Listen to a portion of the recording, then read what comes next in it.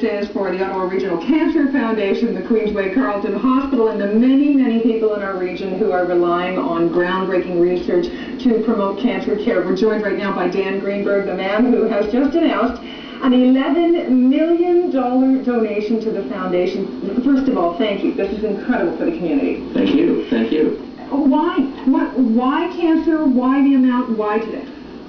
The gift is in two parts. First, the largest part goes to the Queensway Carleton Hospital. The main reason for that is our family has been affiliated with the QCH for over 20 years.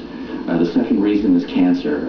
When we were considering doing this donation, I went to 3 or 4 funerals, each for somebody who died of cancer. Some people had been diagnosed only 5 or 6 months before their death. And the last reason is for, in a sense, my late father, Irving Greenberg's legacy.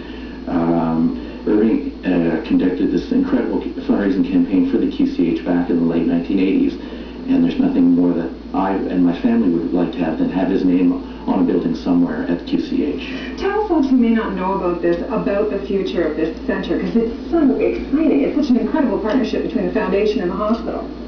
Well, the center is actually it's a partnership between the QCH and the Ottawa Hospital. Yes. And the foundation is actually in the background in a sense. It's going to open in fall of 2009, and this is the first time this facility is going to be a similar size to the existing facility at the general campus of the Ottawa Hospital.